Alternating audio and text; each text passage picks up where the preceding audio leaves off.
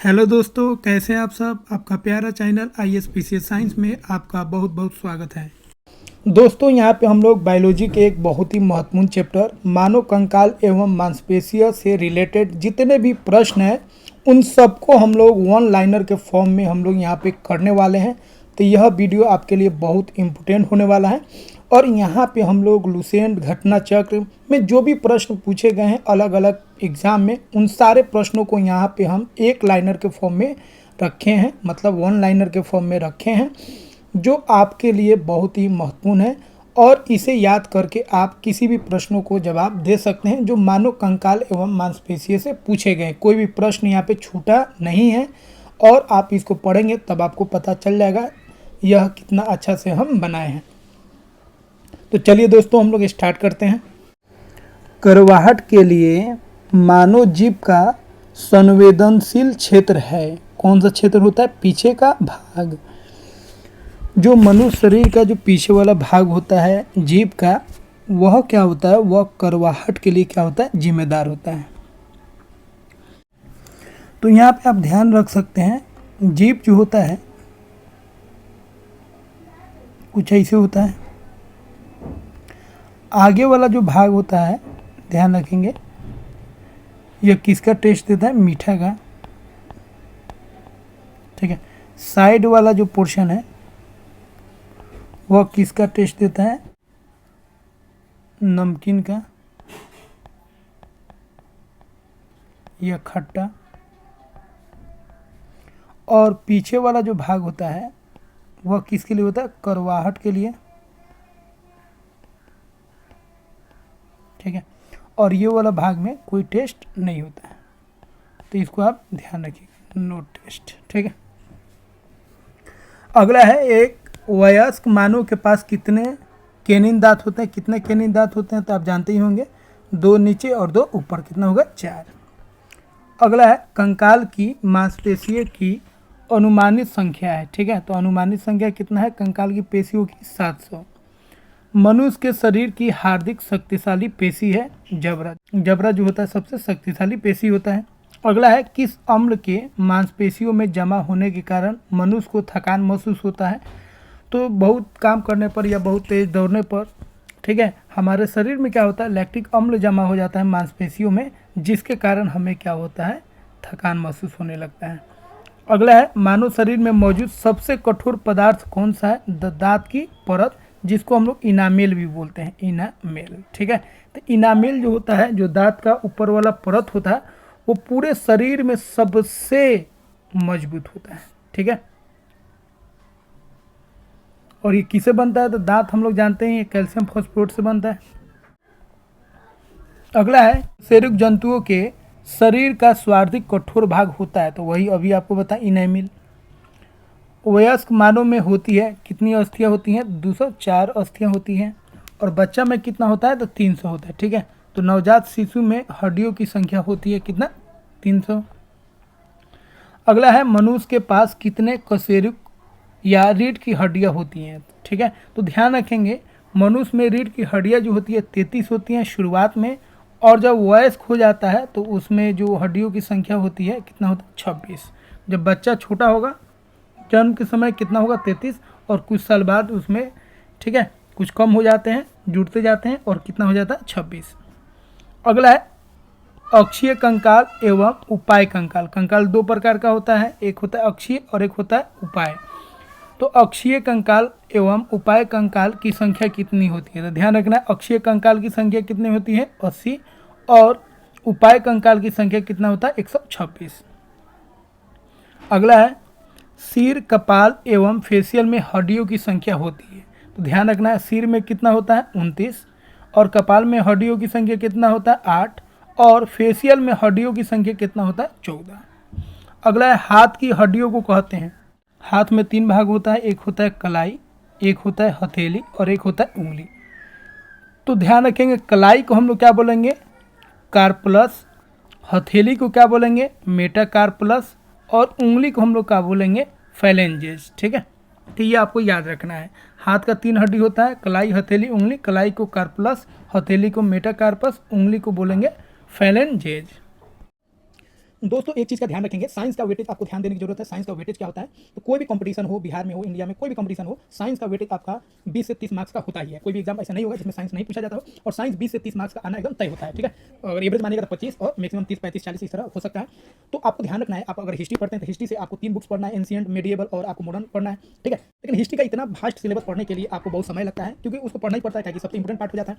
लेकिन ध्यान रखिए, अगर साइंस का तुलना कीजिएगा हिस्ट्री के साथ, तो साइंस जो होगा आपको प्री में बहुत हेल्प करता है, और यह आपको 30 मार्क्स दिला सकता है, और ये आपके लिए बहुत ही महत्वपूर्ण पार्ट हो जाता है अलग अलग एग्जामों में। इसलिए साइंस को आप समय दीजिए, जितना आप आर्ट्स को दे रहे हैं, जितना आप हिस्ट्री में समय लगा रहे हैं, उसका अगर 10% अगर आप यहाँ पे समय लगा देते हैं, तो आपका साइंस का लेवल बेस्ट हो जाएगा, और आप मैक्सिमम क्वेश्चन को कीजिएगा। 1-2 क्वेश्चन को छोड़ दे तो बाकी क्वेश्चन आप करने के लायक हो जाएगा, ठीक है। तो इसलिए यह चैनल आपके लिए बहुत ही विशेष है, और यहाँ पे आपको साइंस से रिलेटेड जितना भी कॉन्सेप्ट है, थ्योरी है, क्वेश्चन है, वन लाइनर है, सारे चीज़ यहाँ पे आपको प्रोवाइड किए जाएंगे वीडियो के फॉर्म में और पीडीएफ के फॉर्म में भी। पीडीएफ भी यहाँ पे आप फ्री में डाउनलोड कर सकते हैं, और आपको यहाँ पे बहुत चीज़ मिलने वाला है साइंस से रिलेटेड।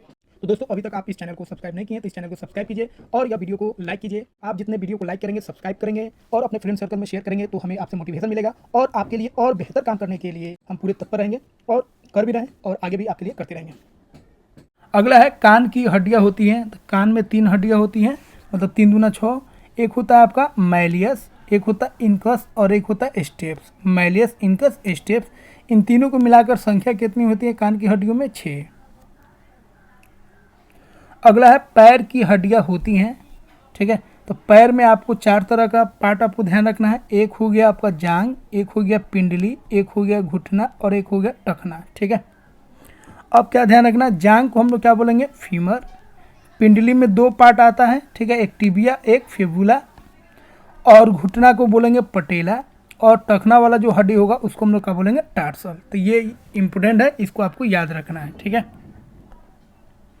अगला है निम्नलिखित में कौन मानव के पैर की हड्डी नहीं है? तो मानव की पैर की हड्डी आपको बता चुके हैं क्या क्या है। टिबिया है, ठीक है, फीमर है, फिबुला है, ह्यूमरस नहीं है।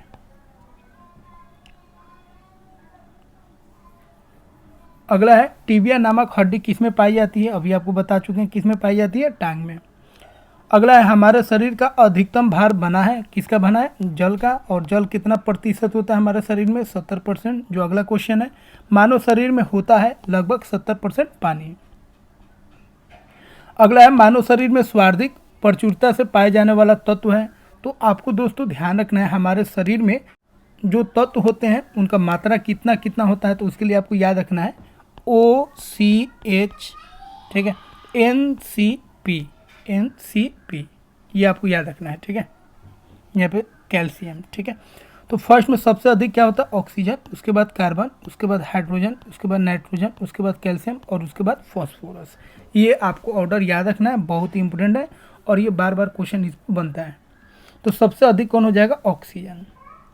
अगला है मानव शरीर में अधिकतम मात्रा में पाए जाने वाला तत्व होता है। तो ये चारों में आपको बताना है कौन अधिकतम मात्रा में पाया जाता है। तो देखिए, लोहा भी है, सोडियम भी है, फॉस्फोरस भी है, और कौन है? कैल्शियम। तो इनको देखिएगा अगर, तो यहाँ पे देखिए फॉस्फोरस भी है और कैल्शियम भी है, लेकिन फॉस्फोरस से अधिक कौन है? कैल्शियम।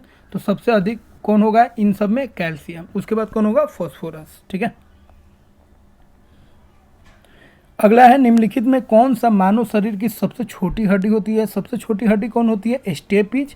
और ये कहाँ पे पाया जाता है? तो कान की हड्डी, ठीक है।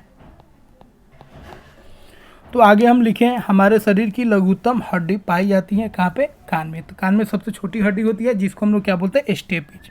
अगला ह्यूमरस अस्थि कहाँ पाई जाती है? तो ऊपरी भुजा में पाई जाती है। अगला है टिबिया नामक हड्डी किस में पाई जाती है? ऊपर आपको बता चुके हैं, टांग में। अगला है मानव शरीर की सबसे लंबी हड्डी होती है। तो लंबी हड्डी जो मानव शरीर की होती है क्या होता है? फीमर। और ये कहाँ पे पाई जाती है? तो जांघ में। मानव शरीर में सबसे बड़ी या लंबी हड्डी कौन सी है? तो जांघ की हड्डी जो होती है सबसे लंबी और सबसे बड़ी होती है, जिसको हम लोग क्या बोलते हैं? फीमर बोलते हैं। अगला है मनुष्य के शरीर में पैर की हड्डी कैसी होती है? तो ठोस होती है। अगला है पैरों की लंबी तथा खोपड़ी अस्थियों से भरी हुई अस्थि मज्जा किसका निर्माण करती है? तो पैरों में जो फीमर होता है उसमें होता है आपका अस्थि मज्जा, ठीक है, खोपड़ी में भी होता है, और वो किसका निर्माण करता है? तो रुधिराणु का निर्माण करता है, मतलब यह ब्लड बनाता है, ठीक है। तो ब्लड कहाँ बनता है? ध्यान रखेंगे, अस्थि मज्जा में। अस्थि मज्जा कहाँ पे होता है? तो पैर में, ठीक है, पैर की लंबी या खोपड़ी अस्थियों में। अगला है मनुष्य की खोपड़ी में कुल कितनी अस्थियां होती हैं? 28 होता है। अगला है कलाई की हड्डियों को किस नाम से जाना जाता है? तो कार्पलस से जाना जाता है। अगला है मानव चेहरा कितनी हड्डियों का बना होता है? तो 14 होता है मानव चेहरा में हड्डियों की संख्या। अगला है फिबुला हड्डी कहाँ स्थित होती है? तो टांग में, ये आपको बता चुके हैं। फिबुला जो होती है टांग की हड्डियाँ होती हैं। अगला है पाटेला क्या है? तो पैर में पाई जाने वाली अस्थि है, ये भी आपको बता चुके हैं ऊपर।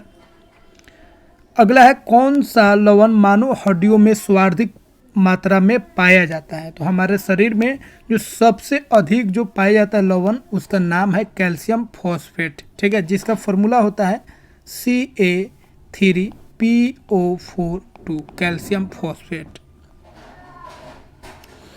अगला है अस्थि एवं दंत निर्माण हेतु निम्नलिखित में से किनकी आवश्यकता होती है? तो देखिए अस्थि और दंत मतलब दोनों हड्डी ही है, तो हड्डी के निर्माण में ध्यान रखना है आपको, सबसे अधिक जो होगा कैल्शियम होगा और उसके बाद कौन होगा? तो फॉस्फोरस होगा, कैल्शियम और फॉस्फोरस, ठीक है, ध्यान रखना है। कैल्शियम और फॉस्फोरस जो है वह हड्डी में मतलब दांत और अस्थि में सबसे अधिक होता है। अगला है वृद्ध अवस्था में मनुष्य की हड्डियां क्यों कमजोर हो जाती हैं? तो वृद्ध अवस्था में जो मनुष्य की हड्डियां कमजोर हो जाती है उसका कारण सिंपल है, कैल्शियम की कमी हो जाता है। अगला है अस्थियों एवं पेशियों को आपस में जोड़ता है। तो अस्थियों एवं पेशियों को आपस में कौन जोड़ता है? टेंडन, जिसको हिंदी में हम लोग क्या बोलते हैं? कंडरा। तो दोनों नाम आपको याद रखना है। अगला है प्रत्यस्थ, जिसको इलास्टिक बोलते हैं। उत्तक मतलब टिश्यू, जो हड्डियों को एक साथ पकड़े रहता है। तो हड्डियों को पकड़ने वाला जो टिश्यू होता है, उत्तक होता है, उसको हम लोग क्या बोलते हैं? लिगामेंट बोलते हैं, जिसको हिंदी में क्या बोलेंगे? स्नायु, ठीक है। तो ध्यान रखना है दोस्तों, लिगामेंट और टेंडन कंफ्यूज नहीं होना है। लिगामेंट जुड़ेगा हड्डी को हड्डी से, ठीक है, यह जुड़ेगा हड्डी को किससे? हड्डी से, ठीक है। और यह जो है टेंडन, वह किसको जोड़ेगा? तो वह जुड़ेगा हड्डी को किससे जुड़ेगा? मांस से, ठीक है, हड्डी को मांस से, याद रखना है। अगला है जो अभी बात की हम लोग, लिगामेंट जोड़ता है किसको जोड़ता है? हड्डी को जोड़ता है, किससे? हड्डी से। अगला है मनुष्य के शरीर में पसलियों की कितनी संख्या होती है? 12 होती है। तो 12 जोड़ा, यहाँ पे ध्यान रखिएगा, 12 जोड़ा होता है। और कुल कितना हो जाएगा? तो 12 दूना 24, 24 आपका संख्या हो जाएगा, ठीक है। अगला है सल क्रिया में ऑर्थोप्लास्टी क्या है? तो ऑर्थोप्लास्टी का मतलब होता है कूल्हे के जोड़ का प्रतिस्थापन, ठीक है। तो कूल्हा का जो ट्रांसप्लांटेशन होता है उसी को हम लोग क्या बोलते हैं? ऑर्थोप्लास्टी। अगला है दांतों पर जमी परतें बनी रहती हैं। तो दांतों पर जो परत जम जाता है वो किसका बनता है? तो भोजन के कण, थूक और मुख में जो अम्ल होता है और बैक्टीरिया, चारों से मिलकर बनता है, ठीक है। दांतों पर जो परत जम जाता है वह। अगला है नाखून काटते समय दर्द नहीं होता है। तो नाखून काटते समय दर्द नहीं होता है क्योंकि नाखून जो होते हैं मृत कोशिकाओं के द्रव द्वारा बने रहते हैं, जिनमें रक्त संचरण नहीं होता है। तो ये मृत कोशिकाओं से बनते हैं नाखून और इनमें रक्त होता ही नहीं है, इसीलिए इन्हें काटने पर कोई दर्द नहीं होता है। अगला है निम्नलिखित में से कौन सा पौष्टिक तत्व अस्थि एवं दांतों के निर्माण एवं मजबूती के लिए आवश्यक नहीं है? तो कौन सा इनमें से बताना है? एलिमेंट है, तत्व है, जो हमारे बॉडी के लिए, बॉडी में जो आपका हड्डी है और दांत है, मतलब अस्थि और दांत दोनों हड्डी ही बोलेंगे, तो उनके निर्माण के लिए अनिवार्य नहीं है। तो देखिए कैल्शियम का तो बहुत ज़रूरी है, बिना कैल्शियम का तो हड्डी होगा ही नहीं, कैल्शियम से ही बनता है। उसके बाद आपको बताए थे फॉस्फोरस, ठीक है। उसके बाद आपको याद रखना फ्लोरीन, आयोडीन का यहाँ पे कोई मतलब नहीं है अस्थि एवं दांतों के निर्माण एवं मजबूती के लिए, ठीक है। तो ध्यान रखना यही फॉस्फोरस जो है फॉस्फेट बन जाता है, जो ऊपर आपको बताए थे कैल्शियम फॉस्फेट वाला, ठीक है। अगला है मनुष्य के जीवन काल में कितनी दांत 2 बार विकसित होते हैं? तो 20 दांत ऐसे होते हैं जो मनुष्य के जीवन में 2 बार विकसित होते हैं। अगला है हमारे शरीर का सबसे दृढ़ भाग कौन है? तो दंतवलक, दंतवलक जिसको हम लोग बोलेंगे इनामेल, ऊपर आपको बता चुके हैं। तो इनामेल जो होता है हमारे शरीर का सबसे दृढ़ भाग सबसे मजबूत भाग होता है। अगला है निम्नलिखित में से कौन सी हड्डी मानव कान का भाग नहीं है। तो देखिए मानव कान का जो हड्डी होता है वो 3 होता है, ऊपर आपको बता चुके हैं, स्थूनक, रकाव, उर्वस्थि और ककूद। तो ये जो उर्वस्थि है यह मानव कान का भाग नहीं है, जो ऊपर आपको बताए थे मानव कान का भाग उसी का यह हिंदी वाला नाम है, ठीक है। अगला है स्तनियों में बाह्य कंकाल का उदाहरण क्या है। तो बाह्य काल जो होता है स्तनियों में कौन होता है, नाखून, बाल व खूर, यह तीनों जो है उसका एग्जाम्पल है, उदाहरण है। अगला है कठोर व्यायाम के समय पेशियों में क्या बनता है। तो जब हम लोग बहुत व्यायाम करते हैं तो पेशियों में क्या बनता है, पायरुविक अम्ल जो होता है वो लैक्टिक अम्ल में बदल जाता है, ठीक है। इसी के कारण हमें थकान महसूस होने लगता है और पेशियों में दर्द होने लगता है। अगला है रेखित पेशी तंतुओं का प्रमुख प्रोटीन्स है। कौन कौन सा प्रोटीन्स होता है जो मांस में पाया जाता है, ठीक है। मांसपेशियों में पाए जाने वाला प्रोटीन याद रखिएगा मायोसिन और एक होता है एक्टिन।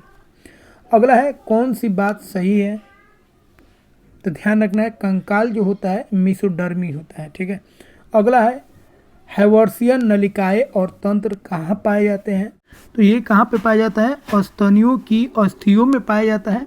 और स्तनियों की अस्थियों में कहाँ पर, तो हाथ में पाया जाता है, जिसमें एक हड्डी होता है ह्यूमरस, उसी के द्रव में पाया जाता है, ठीक है।